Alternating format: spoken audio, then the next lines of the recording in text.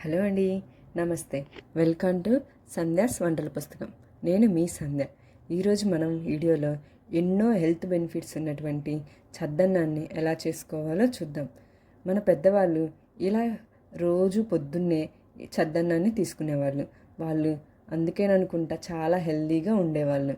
ఎండాకాలంలో ఈ చద్దన్నాన్ని మనం తీసుకోవటం వలన మన ఒంట్లో ఉన్న వేడిని తగ్గిస్తుంది.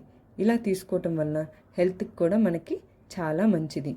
ఫ్రెగ్మెంటెడ్ ఫుడ్ కాబట్టి ఇది తొందరగా మనకి జీర్ణమైపోతుంది. ఇలా చద్దన్నం చేసుకోవటం కూడా చాలా తేలిగ్గా చేసుకోవచ్చు.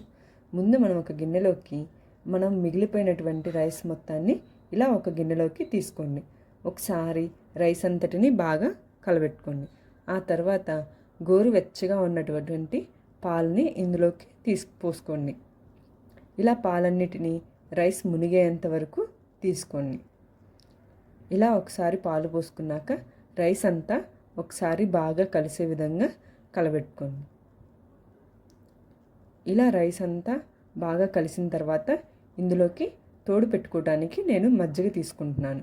ఇది తోడు వేసుకోవడానికి కొంచెం మనం రెగ్యులర్గా వేసుకునే పెరుగులో తోడు కంటే కొంచెం ఎక్కువే వేసుకోవాలి.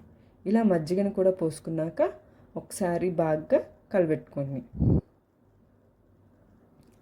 ఇలా బాగా కలబెట్టుకున్న తర్వాత దీనిపైన కొంచెం గట్టిగా తోడుకోవడానికి 4 పచ్చిమిర్చి, ఒక ఉల్లిగడ్డని ఇలా కట్ చేసి పెట్టుకోండి. ఇవి పెరుగు గట్టిగా తోడుకోవటానికే కాదండి, వీటిని ఇలా నైట్ అంతా పెట్టుకొని ఉంచటం వలన ఈ చద్దన్నానికి ఇంకా టేస్ట్ చాలా బాగా వస్తుంది. ఇలా మూత పెట్టేసుకొని నైట్ అంతా ఉంచేసుకోండి. పొద్దున్నే మనకి చద్దన్నం రెడీ అయిపోతుంది. మీకు కనుక కొంచెం గట్టి పడినట్టు కానీ అలా అనిపిస్తే కొంచెం వాటర్ని యాడ్ చేసుకొని ఒకసారి బాగా కలపెట్టుకోండి. అలాగే ఉట్టిది కనుక తినలేము అని అనుకుంటే అందులోకి కొంచెం సాల్ట్ని కూడా యాడ్ చేసుకోండి. ఇలా ఒకసారి బాగా కలబెట్టుకోండి. అంతేనండి, చాలా తేలిగ్గా మనం ఒక హెల్దీ అయినటువంటి రెసిపీని చేసేసుకోవచ్చు.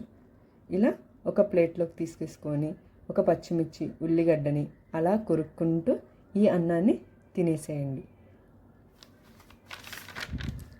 మీరు కూడా తప్పకుండా ఈ చద్దన్నాన్ని ట్రై చేసి ఎలా ఉందో నాకు కామెంట్ చేయండి. అలాగే మీకు నచ్చినట్లయితే ఒక లైక్ అండ్ షేర్ కూడా చేయండి. ఫస్ట్ టైం నా వీడియోస్ మీరు చూస్తున్నట్లయితే మరిన్ని వీడియోస్ కోసం నా ఛానల్ని తప్పకుండా సబ్స్క్రైబ్ చేసుకోండి. Thanks for watching.